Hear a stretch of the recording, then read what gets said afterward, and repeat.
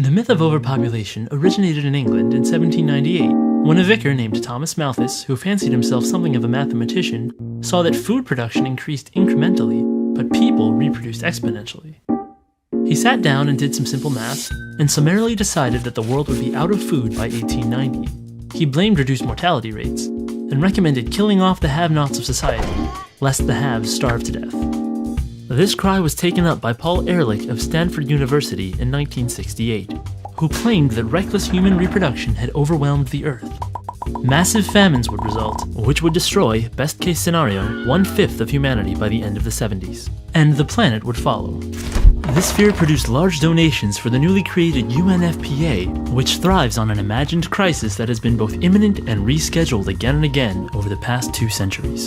The truth of the matter is that every family on this planet could have a house with a yard and all live together on a landmass the size of Texas, which is really just a small corner of the planet. The population of Earth will peak in 30 years and then start to go back down. We're not overpopulated. Do the math.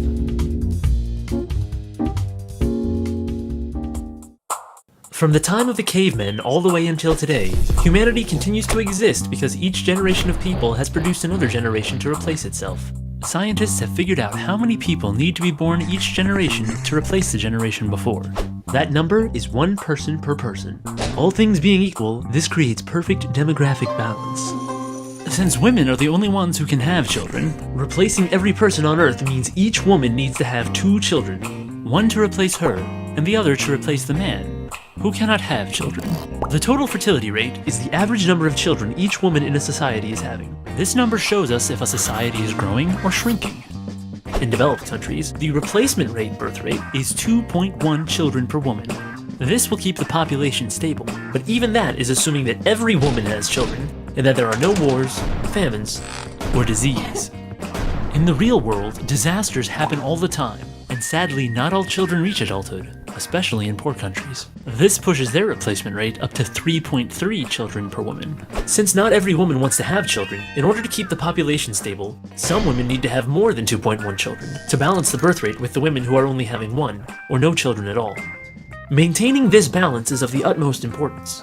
If society does not at least replace itself every generation, human numbers begin to fall exponentially. Economic and social problems appear, as elderly people retiring begin to outnumber young people entering the workplace. This is already happening all over the developed world. Many of the world's nations are only barely replacing themselves, while a growing majority have birth rates below replacement, some as low as 1.8 or even 1.2 babies per woman. Many societies are facing a very real danger: extinction.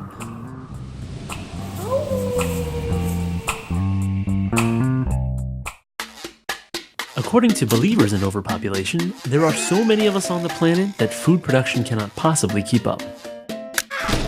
However, according to both the UN's Food and Agricultural Organization and the World Food Program, there is currently enough food on the planet for everyone to be well fed.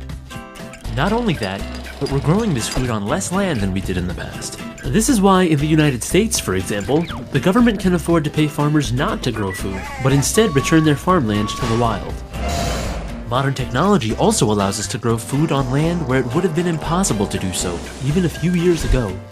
Agricultural experts even believe that Africa, if cultivated using modern farming methods, could eventually feed the whole world, all by itself. Then why are people in many parts of the world starving? The World Food Program lists key causes of hunger, and overpopulation is not on that list. War, one of the leading causes of world hunger, destroys crops and disrupts relief efforts. Widespread poverty prevents many from buying the food that they need, and a lack of infrastructure means that there isn't a reliable way to transport food to areas that need it. This is why reducing the number of hungry people will not make the remaining people less hungry. Those who have access to the food will continue to have access to it, and those who don't will still be hungry. Reducing population will not magically cause food to be spread around equally. And blaming overpopulation for everything does nothing but distract us from the real problems that we actually have. Think about it.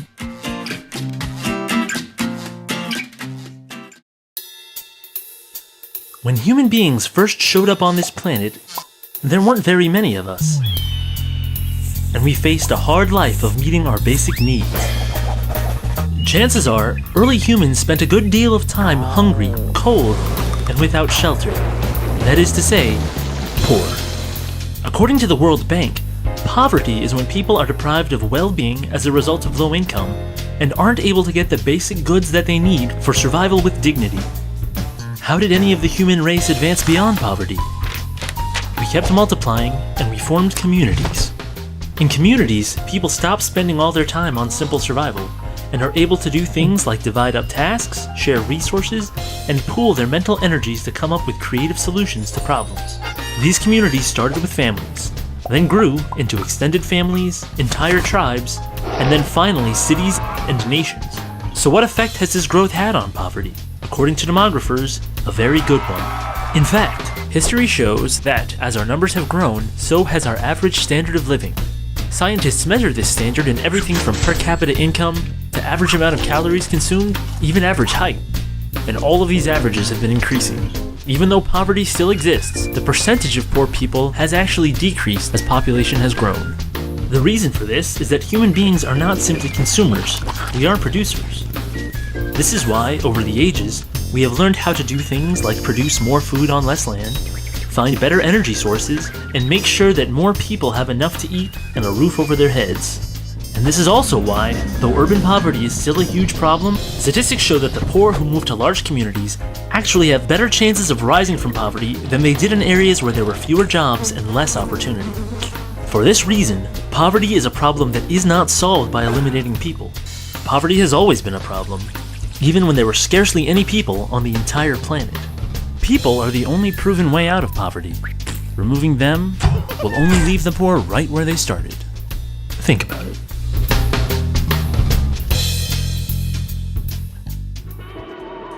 At some point in the year 2011, the Earth will hold 7 billion people on its surface, more people than any point in recorded history. While some welcome this latest member of humanity with excitement, others with fear. When people hear that we've been adding 1 billion people every 15 years, they imagine humanity's growth to look something like this. But 1 billion people isn't as high a percentage of humanity as it used to be. For instance, imagine this roller coaster car represents 1 billion people. If we add another car, or 1 billion more people, our train has doubled in length. But if we want to double the train again, we can't just add one more train car. We'd have to add 2. Every time we make the train longer, 1 train car represents a smaller and smaller percentage of the train. If it takes 15 years to add each new train car, then mathematically speaking, the growth rate is slowing. In order for the growth rate to stay constant, the train would have to keep doubling every 15 years, instead of just adding 1 car.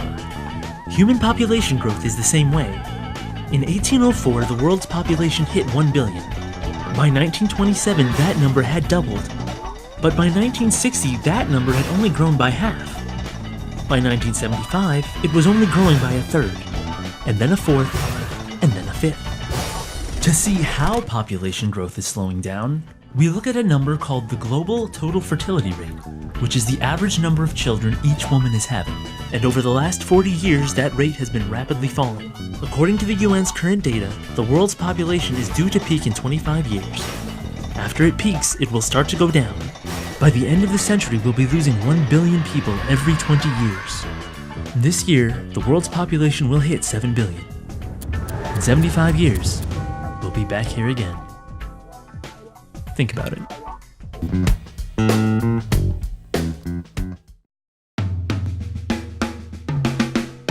While many people think that the world is overpopulated, no one can actually define overpopulation, making it difficult to prove or disprove.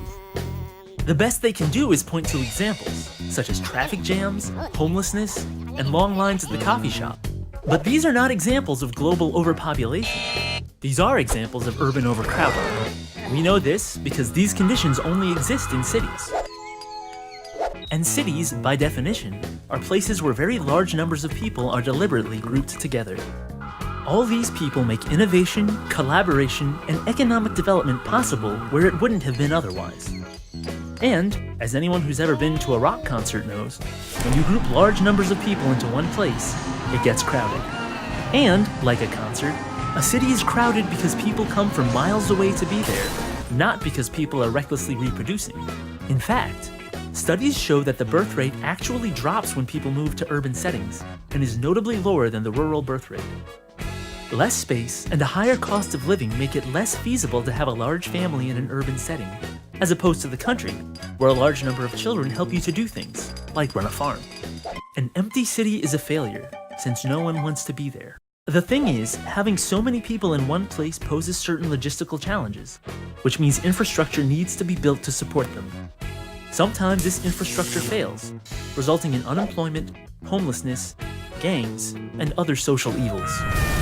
But just as people continue to go to concerts, despite the scarce parking, the trash, and the impossible traffic, the promise of better jobs, prestigious schools, modern healthcare, and high culture calls people to leave the countryside and move to the city. As a result, the cities are crowded, and the rest of the world is mostly empty space. If the crowding is unbearable, you can always move elsewhere. Perhaps Kansas.